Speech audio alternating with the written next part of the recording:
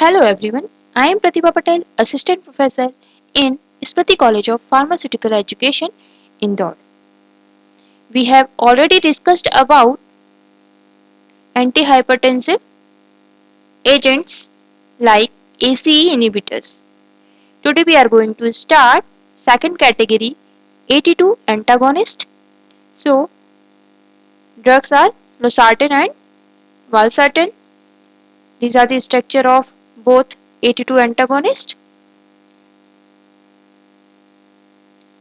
Mode of action of AT2 antagonist.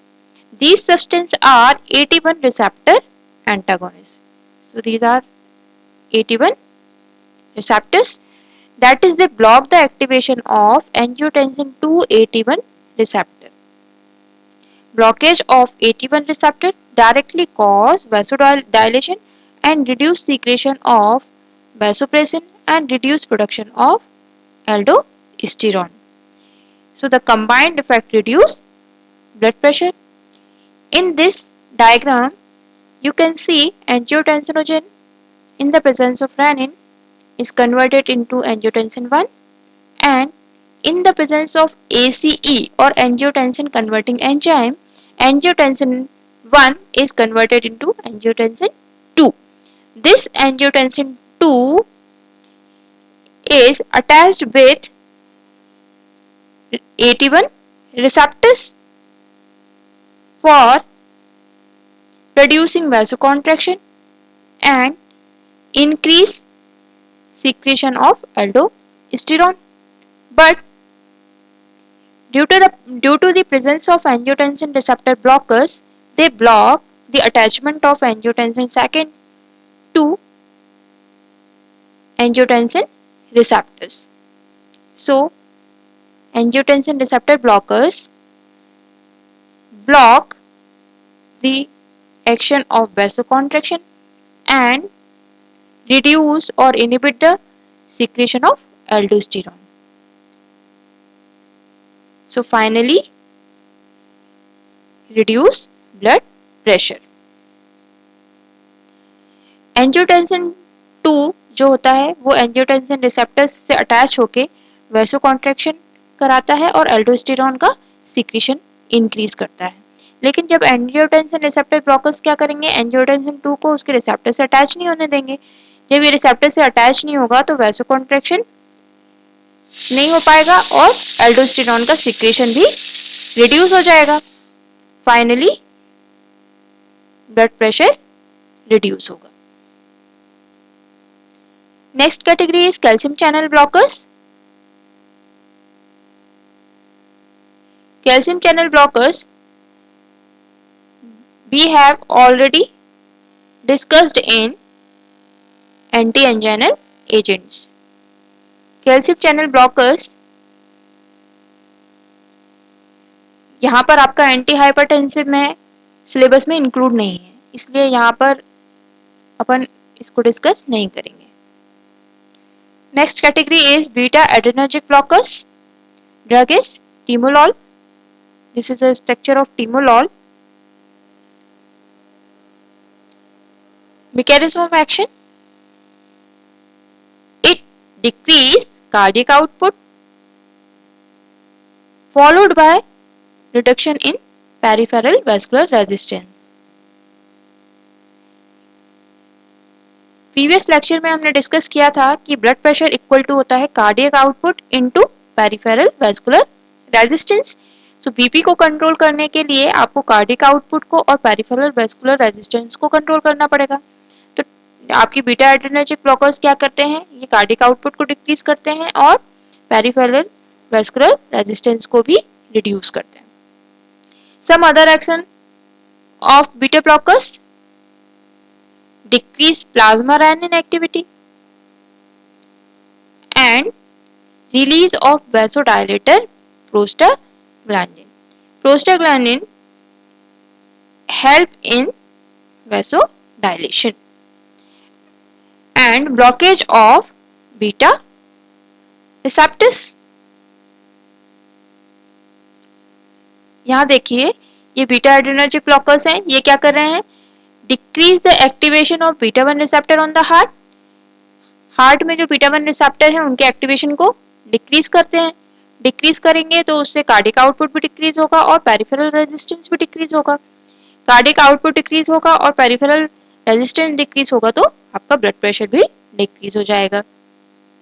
Second mechanism of action इसका क्या है, ये रेनिन को भी, रेनिन के प्रोडक्शन को डिक्रीज करता है। तो रेनिन को डिक्रीज करेगा तो एंजियोटेंसिन 2 का अमाउंट कम हो जाएगा बॉडी में, और एंजियोटेंसिन 2 का प्रोडक्शन कम होगा तो फाइनली आपका बीपी डिक्रीज होगा और वैसोडाइलेशन हो जाएगा।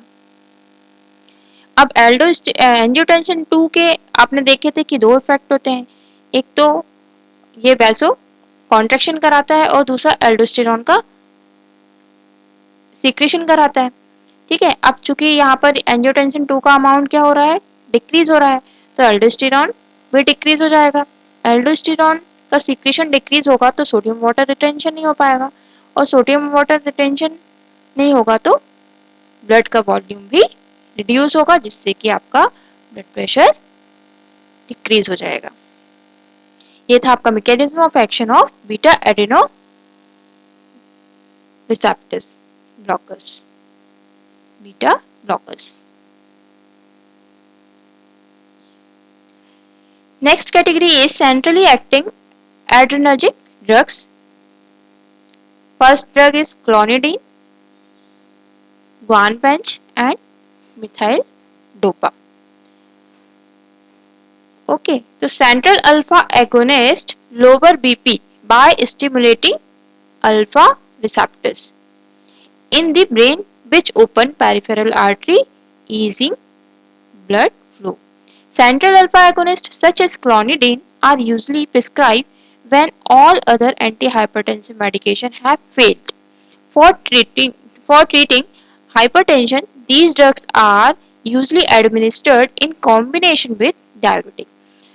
जब बाकी कोई एंटी हाइपरटेंसिव ड्रग्स अपना मतलब इफेक्ट शो नहीं कर पाती, उस केस में क्लोनिडीन प्रिस्क्राइब किया जाता है, और ये जनरली डायरेटिक के कॉम्बिनेशन में प्रिस्क्राइब करते हैं। Mechanism of action of clonidine. So clonidine acts centrally as an alpha 2 agonist to produce inhibition of sympathetic vasomotor centers, so decrease sympathetic outflow to the peripheral. This leads to reduce total peripheral resistance. So reduce total peripheral resistance, it means reduce blood pressure. Second drug is methyl dopa. It is also a alpha 2 agonist that is converted to methyl norepinephrine centrally to diminish adrenergic outflow from the CNS.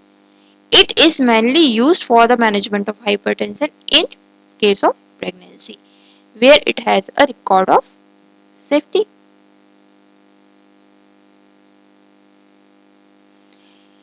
Next category is vasodilators. Drugs are sodium nitroprusside, hydralazine, diazoxide and minoxidil.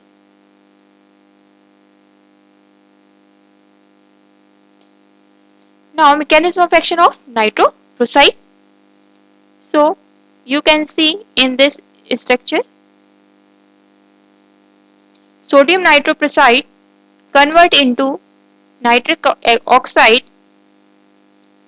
Nitric oxide activates guanyl cyclase in smooth muscles, and guanyl cyclase is responsible for conversion of GTP to cyclic GMP. So due to the activation of cyclic guanyl cyclase enzyme, increase the production of cyclic GMP, and cyclic GMP is responsible for vasodilation or relaxation.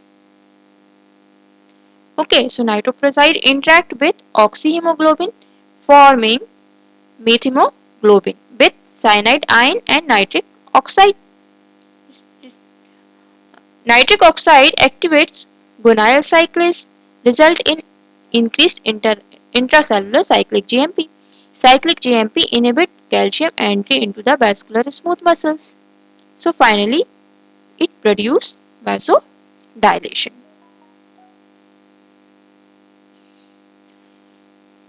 Others, Razapin. Razapin is a drug that is used for the treatment of high blood pressure. It generally gives with thiazide diuretic or vasodilators. The antihypertensive action of Razapin are largely due to its anti-noradrenergic effects, which are as a result of its ability to deplete catecholamine from peripheral sympathetic nervous ending.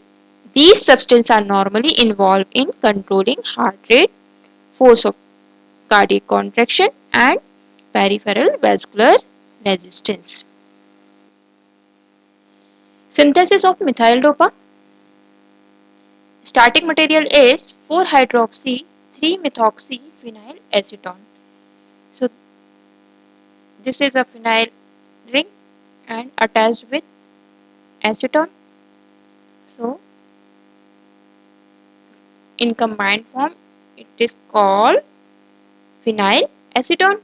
Numbering start from this carbon. So 1, 2, 3, 4, 5, 6. So 4-hydroxy 3-methoxy phenyl acetone. जब ये 4-hydroxy 3-methoxy phenyl acetone ammonium chloride and potassium cyanide से react करेगा तो क्या होगा ये देखिए, यहाँ से एक अमोनिया ग्रुप NH2 अटैच हो जाएगा जाके यहाँ कार्बन से, और यहाँ से ये साइनाइड CN ये जाके अटैच हो जाएगा इस कार्बन से, ये NH2 एंड CN, और यहाँ से वाटर मॉलिक्यूल रिलीज हो जाएगा O, और यहाँ से hydrogen.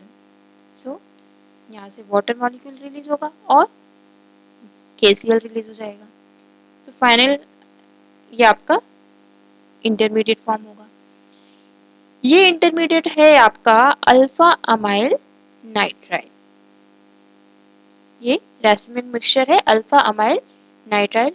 In the presence of concentrate sulphuric acid यहाँ पर दो रिएक्शन परफॉर्म होंगी. एक रिएक्शन में आपका एल आइसोमर रिलीज होगा और सेकेंड रिएक्शन में आपका ये जो साइनाइड है ये आपका रिड्यूस होगा और कन्वर्ट होगा COOH में. ओके, सो यहाँ पर दो रिएक्शन कौन सी हो रही हैं, एक तो साइनाइड जो है इसका रिडक्शन होके यहाँ पर आ जाएगा COOH, और सेकेंड रिएक्शन में आपका जो ये मिथॉक्सी है, ये मिथॉक्सी की जगह पर क्या आ जाएगा, हाइड्रोक्सिल ग्रुप. सो ये बन गया आपका L isomer of methyl dopa. फिर C2H5OH इथेनॉल और HCl के प्रेजेंस में ये कन्वर्ट हो जाएगा आपका हाइड्रोक्लोराइड फॉर्म में. So methyl dopa